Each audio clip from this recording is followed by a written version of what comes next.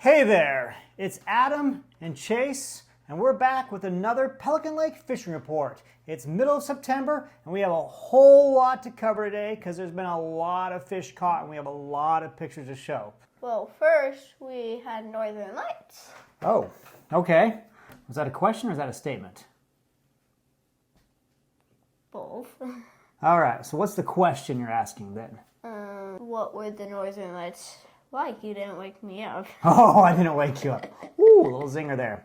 Okay, we did have Northern Lights 2 nights ago, and they were really good. I'll show you some pictures that I took here on my cell phone.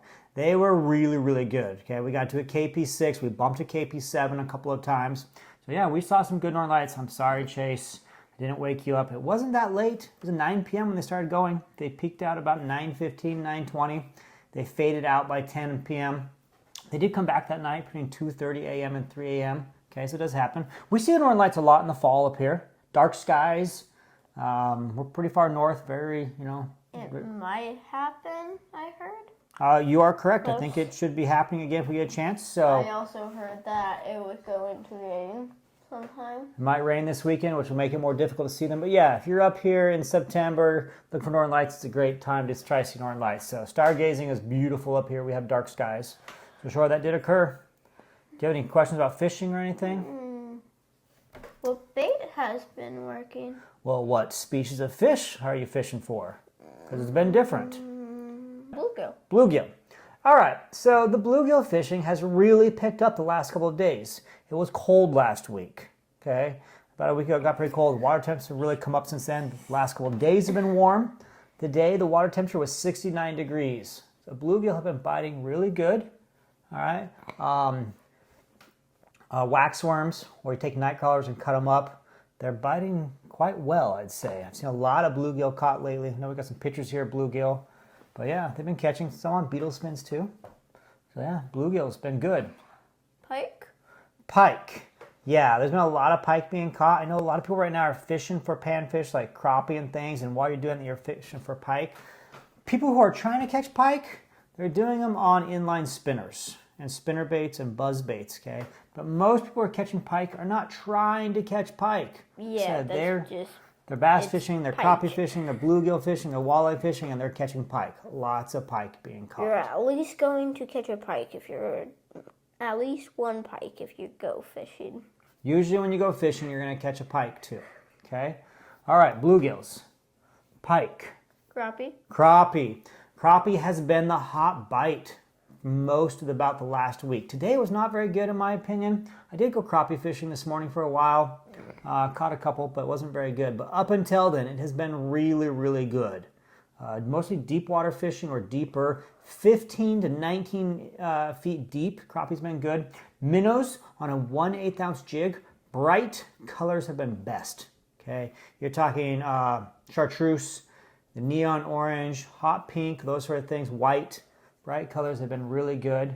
So we've had some of that. Now the one day was a little bit different. I went out fishing the fog. Let me show you a picture of this fog, okay? It was really, really heavy fog, and the brighter colors were not working. I went out fishing before the fog set in. While I was out there, the fog moved in, kind of just enclosed around us, and we just had to sit there and wait because I don't like boating in the fog. You know, people will tell you, oh, I have what do you call it, where you can see mapping with the GPS thing and all that.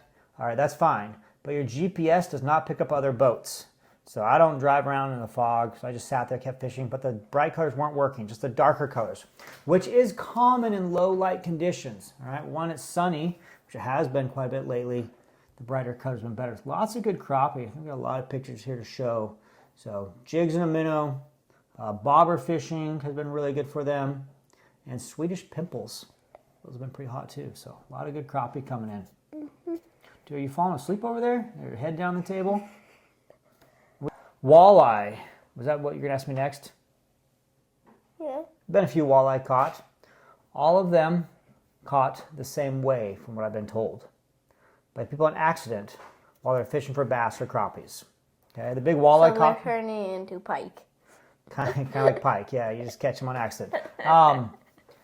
But the big walleye that I know of caught last week was caught by Nick. It was 25 inches long. Beautiful female walleye, so that was really great.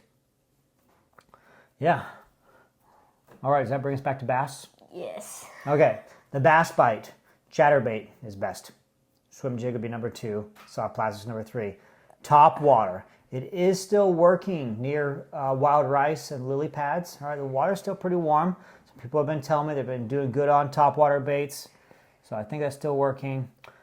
Hey, Dad, why don't you tell us about the bass tournament? The bass tournament. Okay, so you're probably well aware there is the Pelican Lake Resort Association bass tournament going on right now in Pelican Lake. Now last year, at the end of the season, we had about 60 entries, I believe, in total. All right, want to guess how many we have right now, Chase? 100. It says 100. We have over 100 already. It's only halfway through the month. So participation this year is way higher than previous years. I was close. You were close. Okay, lots of good bass being entered. So is that because the bass fishing is just really good right now? Is it because more people are knowing about the tournament? I don't know, maybe a little combination of it. So bass fishing is very good. We do have a new leader. We've had that new leader change twice this week, actually. So Luke Anderer was the leader last week with 19.5 inches.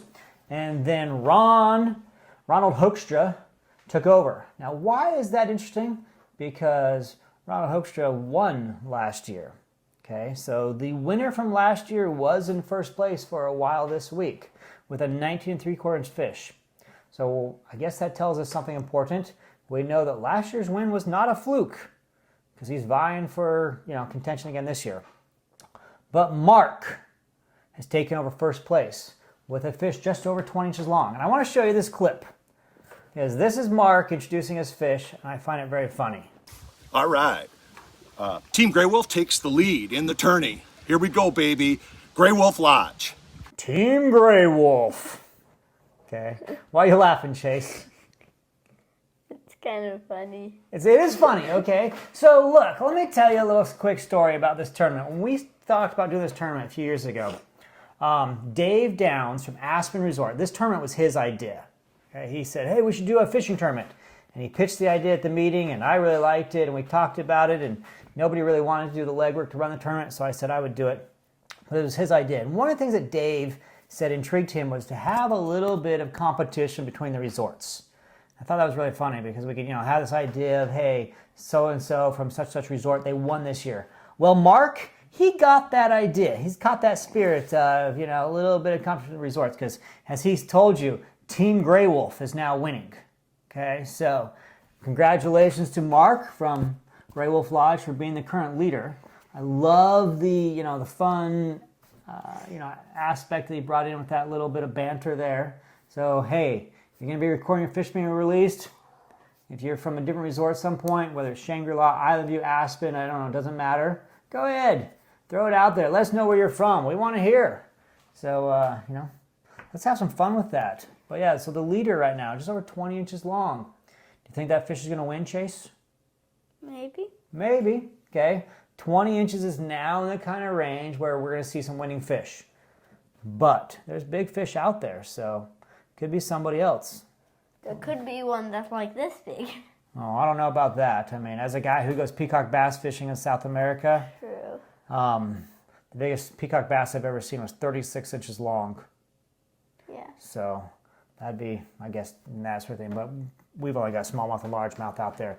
But I do hear stories once in a while of people catching 21s. People said a couple times they caught them bigger. So we'll see. So until next time, tight lines, good luck. We hope you get out there and go fishing. Like and subscribe. And like and subscribe, Chase says.